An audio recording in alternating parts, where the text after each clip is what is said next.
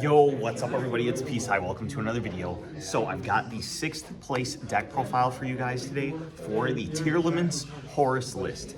So this is just something that I put together very quickly. I really missed some extra deck cards because I didn't grab all of my stuff before I built my deck. I built the deck like literally 2 seconds before locals, and I ended up going X1. I faced 3 Malice players. It was actually insane. 3 Malice, and then, yeah, I think it was 3 Malice, and then I ended up getting a bye because I had the down pair, and my opponent, who only had 3 points, had already left. We had a ton of people leave. But still, going X1 after the 4 rounds was pretty nice. So here's the list. You can see the videos on the channel. All right, 60 cards. First, I played 3 Rhino Hearts for the tearlaments engine. Next, I played the 1 Shiren, the 1 Halfness, and the 1 Merrily. After that, I played 2 tearlaments Kashtira. My third one was in my Kashtira pile, which I forgot to bring, or else I'd probably also have played Fenrir in here, because that's just a very strong engine. I did opt to play 3 Primeval Planet, 3 Scream, 1 Trivikarma, and 3 Sulliek. It's just what I had on me at the time, but all day it was pretty good. Next up, I had 3 Imseti, 2 Happy, 1 Demuatef, and then 1 Protection of Horus. This package was really good all day, except I don't know if I got it on video. It might have been against Tyrone. He doesn't like to get recorded anymore. But you activate your Imseti and you send something, and then it gets ashed, and then you just do not use your Horus package for the rest of the game. I mean, I guess technically you could left arm offering for it, or wait till you draw another Imseti, but Ash on Imseti always kind of hurts. But I mean, like, you don't really need it. It's just an extra push. So for the spells, you also played 3 King Sarcophagus, and then a playset of Walls of the Imperial Tomb. And then Terraforming can search out either the Imperial Tomb or the Tearlaments field spell. Speaking of Terraforming, I also played a sub-engine to help me access these 2 engines, the Horus engine and the Tearlaments engine. So I played the Crystal Beast Emerald Tortoise, which can be put back into the deck by fusion summoning, since it's an aqua.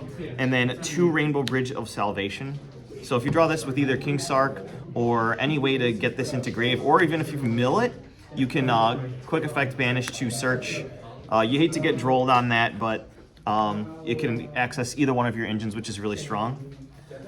So that is basically it for the 2 engines, and then the rest is like supplementary cards.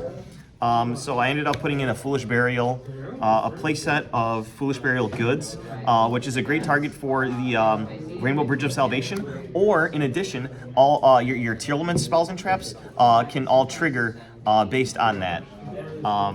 So it's a really good strategy to play Foolish Burial Goods in a list like this with those cards. I did opt to play King of the Swamp in this deck, and I did play the Polymerization target for it. It just adds versatility to your extra deck by playing these cards, so I just opted to try that. I had the cards on me, so I just threw that in there. Next up, Super Polymerization. I just put it next to the Polymerization because I thought I should just put the fusion cards together, but I was able to resolve this once to make a Garura. I don't think it mattered though. But yeah, it's just really strong. In one of my matches, I misplayed by going through my Mud Dragon on turn 0, and then my Super Poly had the potential to eat up my opponent's Typhon and stop them completely. But I ended up having to wait until they put another Malice monster on board, and then I was able to Super Poly into Garura. So Super Poly is really cool in certain game states. I just played a random one of Shadal Beast. If you mill it, you get to draw 1 card. The 2 shufflers, Medora and Keldo, they're just really good. Another target for Sprite Sprind is Plague Spreader Zombie. I had it on me, and I figured you just eat up 1 card from your hand, and then you get a free body on board. If you mill it, you can send it to the graveyard with your Sprite Sprint, so it's very easily accessible, especially if you've already used the Merrily Fusion Summon. It's a dark zombie, so you can fuse to make Mud Dragon very easily. And then if you already mill it, or if you have it in your hand, it's an easy way to make Sprite Sprint without having to waste one of your Link 2s, which is really strong. In addition to that, you could use it for Synchro Summoning, but I don't play the Chaos Angel in this build. That would be, I mean, you don't even need a tuner for it to make Chaos Angel, but you could mess with this, but I don't know. I liked it. It came up, well, I don't even think it came up, but still, it's cool. All right, next, I main decked a Floodgate. There can be only one. So everything is a different type, even the Horus monsters. So, like, it's just really strong, especially since all the good decks right now are playing a bunch of different types. Next up, 3 Left Arm Offering. This can search your grass. 3 Thrust. This can search your grass. 1 Talents. This can draw your grass. 1 Call by the Grave. This can help your grass resolve. And then 1 Grass. Alright, so that's 60 cards in the main deck. Next up is Extra Deck. So I opted to play 1 Mud Dragon, 1 Garua. So these are good super poly targets, but you can also fuse with your own monsters. I did opt in to throw in the 1 Winda. I actually took out Typhon to put this in. And I was able to summon it once, but then I got Book of Eclipsed.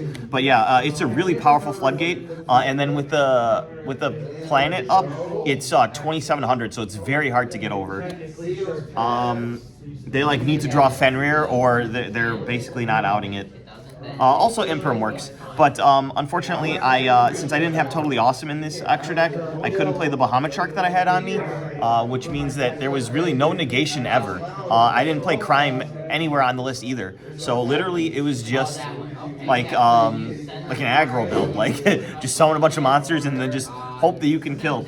And then 1 Planet Dracostopelia. This card's amazing. It helps you recycle your engine as well by putting a fusion back.